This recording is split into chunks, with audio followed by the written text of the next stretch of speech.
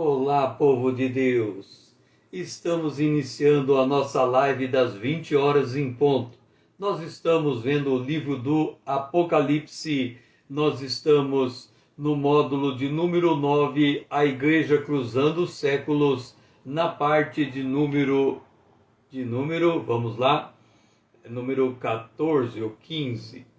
Eu costumo me perder nessas partes, porque eu vou avançando no livro e uma das maneiras que eu faço é que quando eu bato o olho no texto bíblico, a revelação vai brotando para mim e à medida que essa revelação vai brotando, eu vou mergulhando na palavra profética. Eu quero primeiro recapitular algumas coisas que nós falamos ontem. A primeira é uma tela que eu tenho aqui, em que estava a igreja de Pérgamo como sendo a presença da sinagoga de Satanás. Na verdade, não. É a presença do trono de Satanás na igreja de Pérgamo. O trono de Satanás é a reivindicação para a igreja do poder temporal. A segunda coisa que eu quero fazer observar eu tinha colocado o 1 Pedro no capítulo 4, quando a desconformidade que há no mundo em relação ao cristão. Então, no capítulo 4, eles acham estranho a gente não participar, e aqui ele coloca de dissolução, concupiscências, borracheiras, orgias, bebedices e detestáveis idolatria. Então aqui o texto continua. Eles nos difamam porque a gente não faz o que eles fazem. Depois ele fala, alegrai-vos porque sois coparticipantes do sofrimento de Cristo. E aí ele diz, porque nós somos injuriados por causa do nome de Cristo, por causa do nosso bom comportamento em Cristo.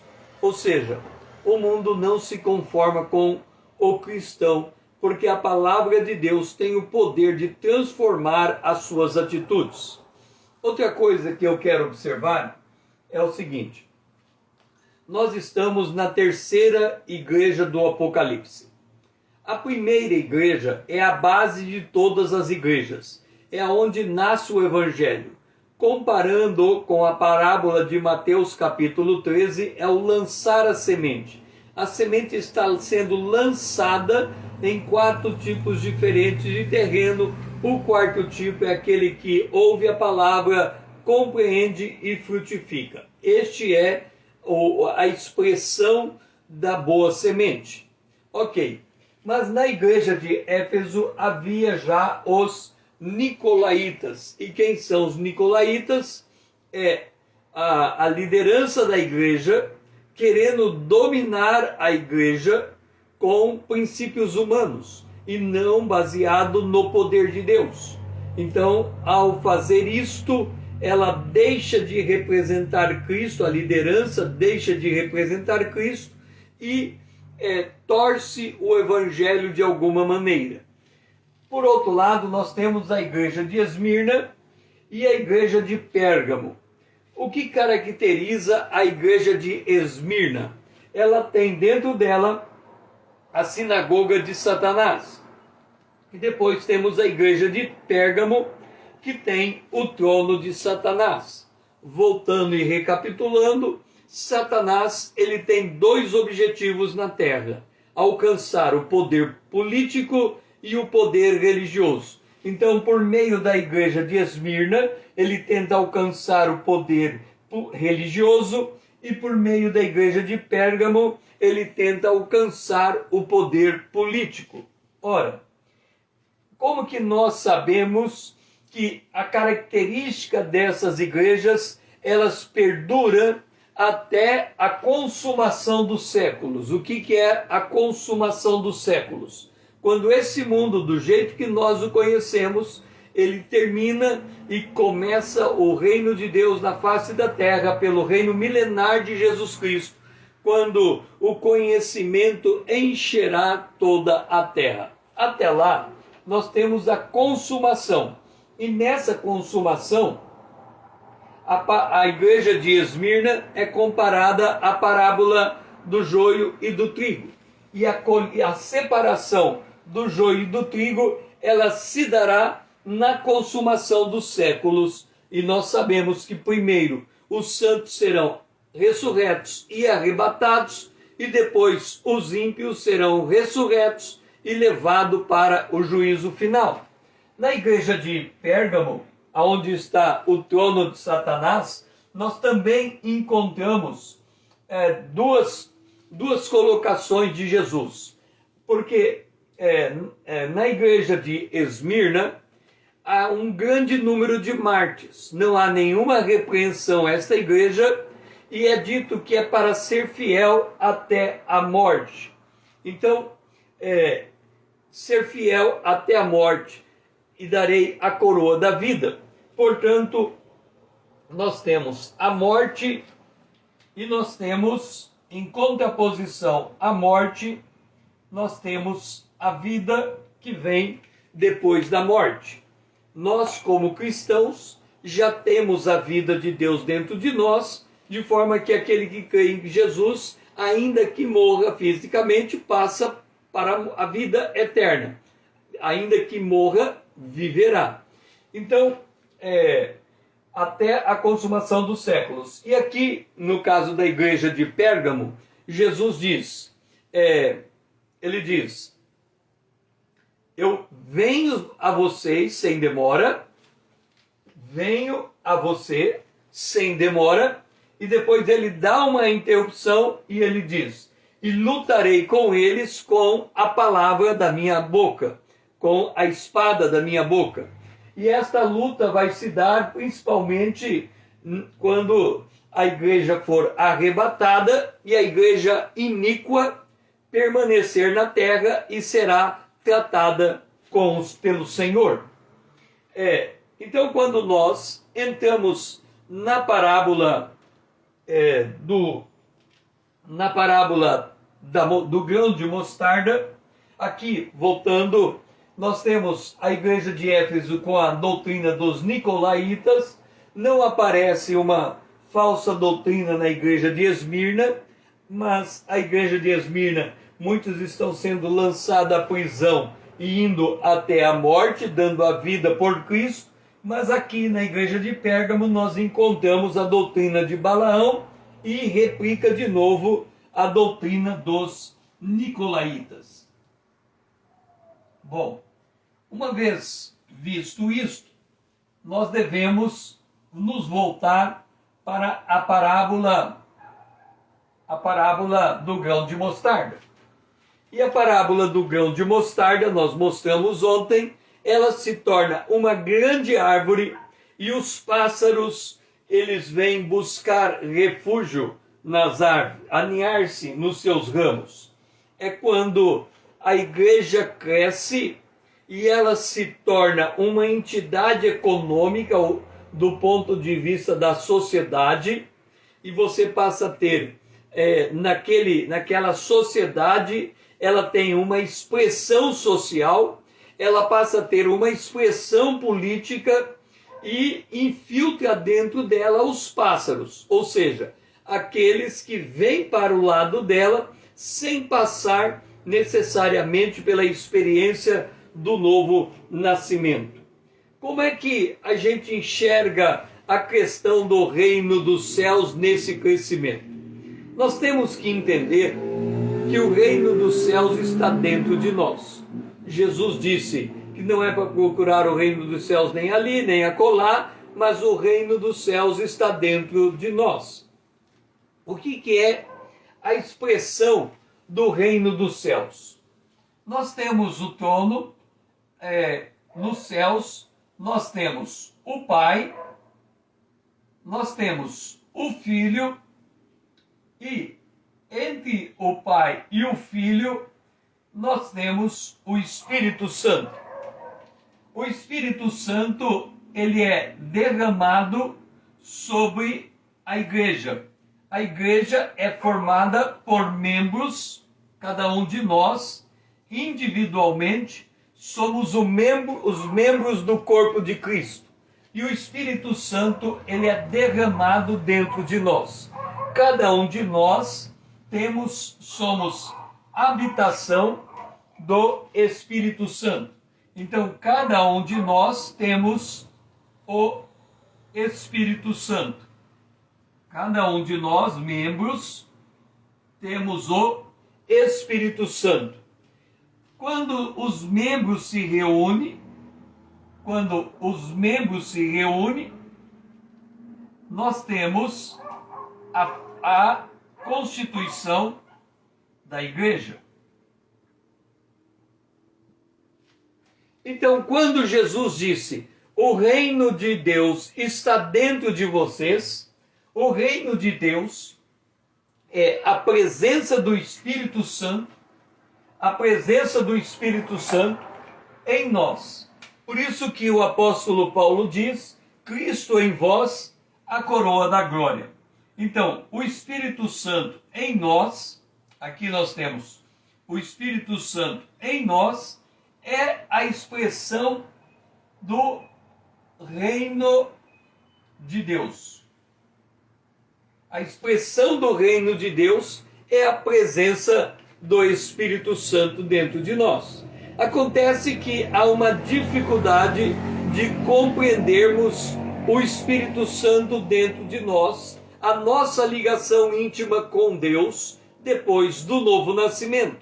Então o reino de Deus, ele é como um tesouro escondido, ele é como um grão de mostarda. Então há uma série de alusões ao reino de Deus, porque nós não conseguimos compreender a essência do reino de Deus, por não nos acharmos muitas vezes dignos de sermos a habitação do Espírito de Deus. Mas Jesus, falando desse contraste de dentro e de fora, ele disse a Pôncio Pilatos, respondeu Jesus, o meu reino não é deste mundo. Se o meu reino fosse desse mundo, os meus ministros se empenhariam por mim para que não fosse eu entregue aos judeus. Mas agora o meu reino não é daqui. Dora, seja bem-vinda. Então veja, o reino de Deus, ele não é deste mundo, ele não é daqui. O reino de Deus, a gente pode considerar ele como um estado de espírito. Por quê? Porque Deus é espírito. O Espírito Santo, que é a pessoa divina, que habita dentro de nós. Nós somos formados por espírito, alma e corpo. O Espírito de Deus se une ao nosso espírito e se torna um único espírito. E quando então nós entendemos a presença do Espírito Santo dentro de nós, nós estamos dentro do reino de Deus. Observa uma coisa. A igreja está ligada a Deus como um único corpo. Esse único corpo é um único espírito. Ok. Aí a gente pergunta, mas se nós estamos ligados e estamos dentro do reino de Deus, o que dizer do planeta Terra que está fora dessa amplitude? O reino de Deus, ele tem dois objetivos. Podemos dizer que ele tem três objetivos. Nós falamos isto no módulo sobre a redenção. O homem perdeu três coisas. Imediatamente após a queda, ele perdeu o espírito. Ele perdeu o contato com Deus. Depois, quando termina a existência na terra, a vida natural, ele perde o corpo. O corpo vai ao pó. E por fim, ele perdeu o domínio sobre o planeta Terra. O mundo agora jaz no maligno. O que Deus está resgatando hoje? Ele está resgatando hoje o Espírito. Agora, entenda, Quando eu digo que ele está resgatando o espírito, eu não estou criando uma dicotomia entre espírito e corpo. Por que que eu não estou falando de uma dicotomia? Porque quando Jesus, que é espírito, ele se fez homem, a Bíblia diz, o verbo, que é o espírito, se fez carne, que é o ser humano. Então, quando nós passamos a ter o espírito humano revivido ou renascido pelo novo nascimento, o nosso corpo, ele se torna o templo do Espírito Santo. O nosso corpo, toda a expressão do nosso corpo, ele passa a ser o templo do Espírito Santo. Como templo do Espírito Santo, imagina você num videogame. Quando você está no videogame, você está fazendo aqueles movimentos para o personagem se mexer. Quando o Espírito de Deus entra dentro de nós e toca no nosso espírito, ele dá comandos para que o nosso corpo seja santificado. Ou seja, que o nosso corpo esteja de acordo com a nossa identidade. Quando o nosso corpo está de acordo com a nossa identidade, o que é que nós distribuímos para fora de nós? Nós distribuímos para fora de nós o bem. Então nós somos a expressão do bem. O que é ser a expressão do bem? A igreja é a expressão na terra da humildade, da longanimidade, da benignidade, da bondade, do amor, do domínio próprio, da alegria, da paz de espírito. Todos esses que a Bíblia chama de fruto do espírito é a expressão de Deus se manifestando a nós e ganhando expressão no mundo em que nós vivemos. Quando as pessoas são tocadas pela expressão daquilo que é a igreja, ela, assim como o inseto é atraído pela luz, as pessoas são atraídas pelo evangelho, que é a boa nova, e passam a fazer parte deste mesmo corpo. E como é que isso se dá? Como quando nós jogamos tudo na linha do tempo, nós como seres humanos precisamos existir na Terra, ou seja, ter um tipo de vida que trabalhe, que crie uma família, que se divirta com os amigos, enfim, nós precisamos de um envolvimento nesse planeta. Esse envolvimento nosso nesse planeta, ele se dá no meio de um mundo perdido. Então, o nosso sal, a nossa luz, ela espraia, ela avança por esse mundo através daquilo que Jesus colocou, que é o dínamo da igreja, chamada Ide. A igreja é chamada a ir em busca do perdido. E quando ela encontra esse perdido, ela traz esse perdido para o seio da igreja, e assim vai acontecendo o crescimento do reino de Deus até se tornar uma grande árvore. O problema é que à medida que você expressa as coisas para fora, nós lemos e aprendemos com o profeta Samuel, quando ele foi repreendido pelo Senhor, e o Senhor diz: o homem vê a aparência, Deus vê o coração. Quer dizer, Deus trabalha de dentro para fora. O homem trabalha de fora, ele nem sabe o que tem dentro.